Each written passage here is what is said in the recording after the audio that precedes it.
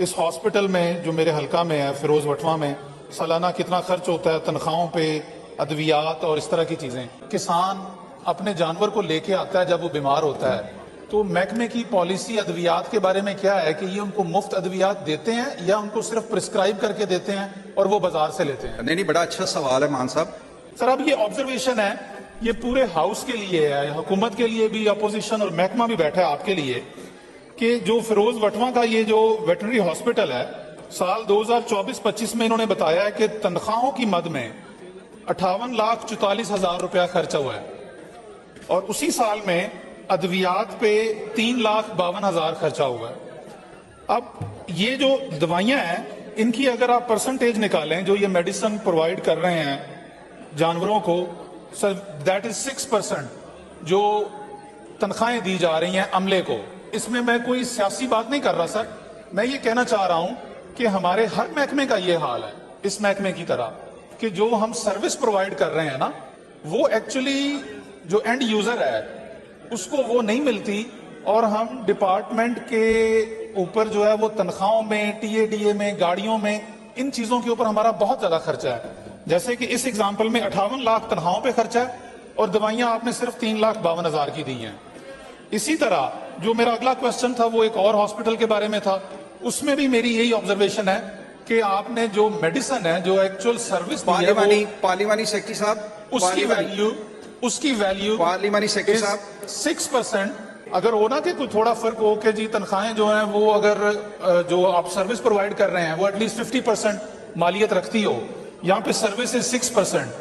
तो मेरा ये क्वेश्चन है कि इसके बारे में जो महकमा है और ये क्या कर रहे हैं, ये चीज ना मुझे बताएं। ये जो बात की है इन्होंने कि उसके अमला कितने, अमला जो होगा अमले की मौजूदगी में ही काम होगा ना जी, और जो अमला हमारा बाकी होता है वो अपने मोटरसाइकिल जो नए दिए हैं, बाइक, उनके थ्रू डोर स्टेप पे सर्विस देने जाता है। अगर किसी का कोई इक्का दुक्का किसी ने किसी को कोई टिप दे दिया या वो एक अलग चीज है, लेकिन सवाल गंदम और जवाब चना। मैंने तो ये बार बार कहे जा रहे हैं जी फैक्ट्स एंड फिगर्स ठीक है, मैंने तो उनको चैलेंज ही नहीं किया। मैं तो कह रहा हूं कि आपके फैक्ट्स एंड फिगर्स हैं, लेकिन सरकार आप जो है वो एक रटी रटाई बात ना की करें। मैं स्पेसिफिक क्वेश्चन पूछ रहा हूं, ये बार बार कह रहे हैं कि जो भी आता है, जो किसान भी अपने जानवर को लेके आता है हम उसको फ्री दवाई देते हैं। तो 3,52,000 में आपने कितने किसानों के जो है मरीज उनको आपने देख लिया। तनख्वाहें आप 58 लाख दे रहे हैं उन अपने अमले को सालाना। अगर मैं उसको सर 1,000 भी लगाऊं ना, 1,000 की भी दवाई लगाऊं, हालांकि 1,000 की एवरेज नहीं होगी, ज्यादा होगी, तो इन्होंने मैक्सिमम जो है वो पूरे साल में 300 जानवर देख लिए होंगे। मेरा इनसे यही क्वेश्चन है कि ये मेरे सवाल को जरा सुन ले मेरे भाई। मैं सवाल आपसे ये कर रहा हूं, आपका दवाइयों का बजट इतना कम है जो कि तनख्वाहों के मुकाबले में सिर्फ 6% है। So that is actually your delivery, your service. तो आपके जो सर्विस देने वाले हैं उनके ऊपर आप बहुत ज्यादा खर्च कर रहे हैं। इसके बारे में आप क्या इरादा रखते हैं, क्या इसको बढ़ाएंगे? जी मान साहब तशरीफ रखिए जरा। अब ये जो इन्होंने बात की है ठीक है, अगर इसमें हम अपने चेक कर लेते हैं, इसको हम मजीद देख लेते हैं, बढ़ा देंगे। अगले सवाल पे आ जाए, नेक्स्ट क्वेश्चन बढ़ा देंगे। अगले सवाल का नंबर ये मिलता जुलता ही था मुझे लगता है। सब मिलता जुलता ही है।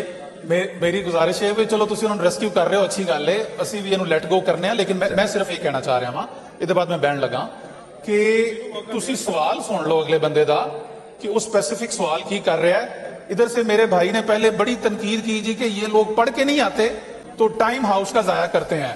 तो पार्लियामेंट्री सेक्रेटरी साहब जो है आपके ही हैं, उन्हें भी जरा ये तंबीह करें कि वो भी पढ़ के आ जाया करें और अगले को सुन लें कि उसका क्वेश्चन क्या है तो वो रेलिवेंट जवाब दें। जी बहुत शुक्रिया मान साहब।